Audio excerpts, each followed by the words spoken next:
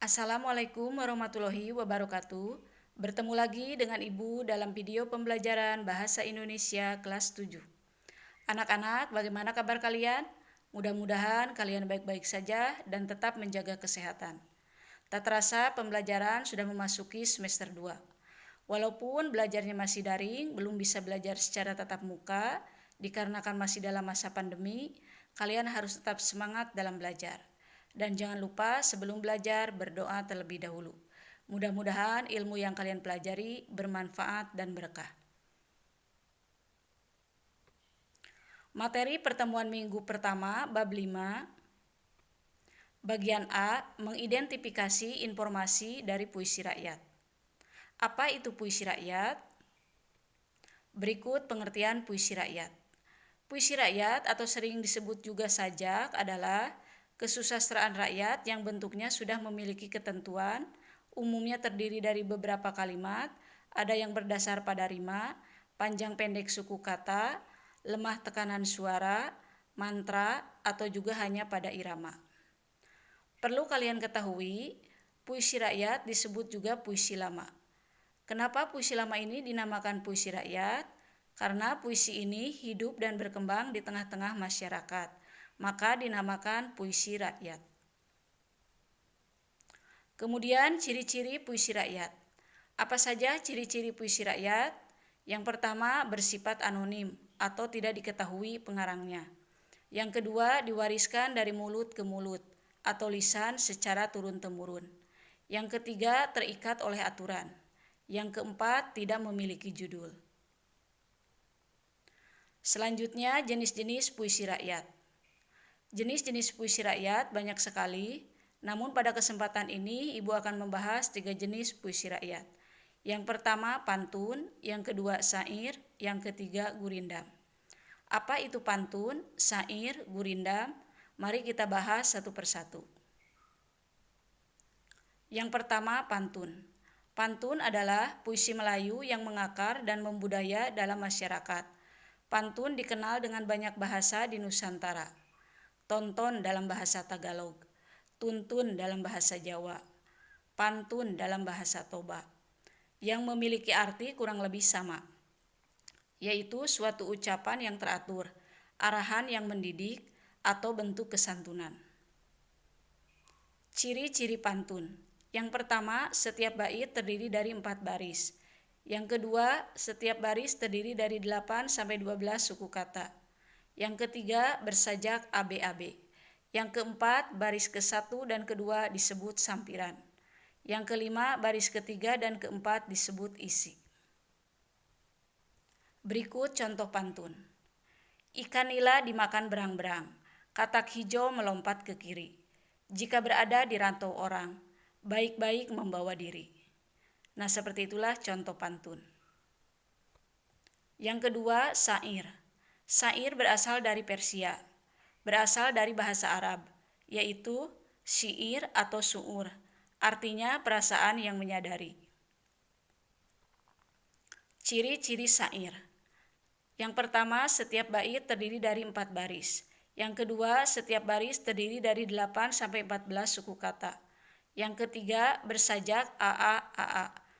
Yang keempat, semua baris adalah isi. Yang kelima, bahasa yang digunakan berupa kiasan. Berikut contoh syair. Wahai muda, kenali dirimu, ialah perahu tamsil hidupmu. Tiadalah berapa lama hidupmu, ke akhirat jua kekal hidupmu. Nah, seperti itulah contoh syair. Yang ketiga, gurindam. Gurindam berasal dari India, yaitu kirindam.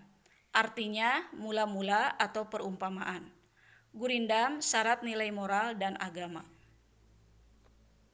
Ciri-ciri gurindam. Yang pertama, setiap bait terdiri dari 2 baris. Yang kedua, setiap baris terdiri dari 10-14 suku kata.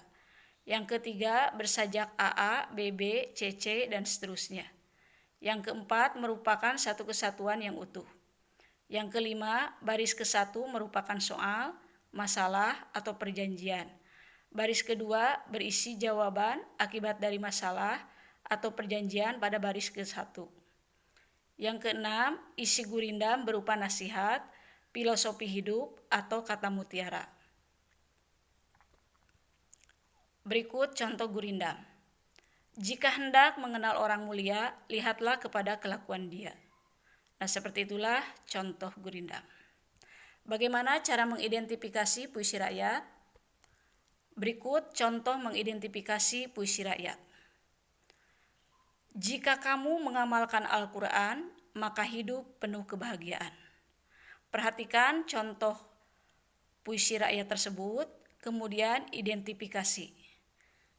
Hasil identifikasinya, yang pertama, ada 2 baris dalam 1 bait. Baris ke-1, jika kamu mengamalkan Al-Quran.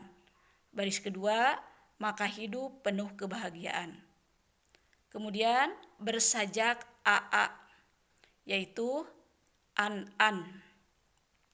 Lihat, sajak itu sama dengan bunyi akhir atau rima. Al-Quran, kebahagiaan. Kemudian jumlah suku kata baris ke-1 11, baris kedua 12. Baris ke-1, jika kamu mengamalkan Al-Quran. Nah, itu jumlah suku katanya 11.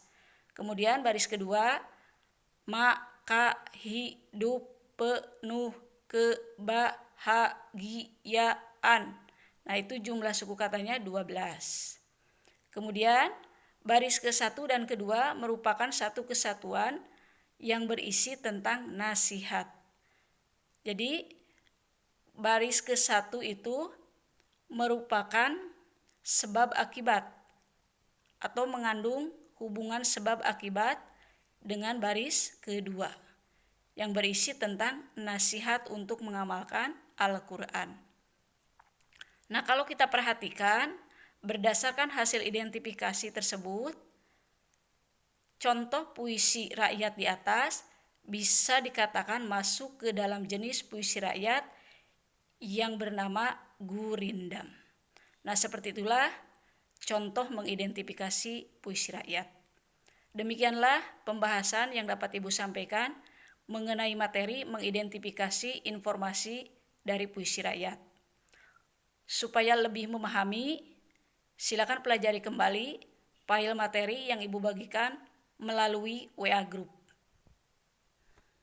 Terima kasih. Wassalamualaikum warahmatullahi wabarakatuh.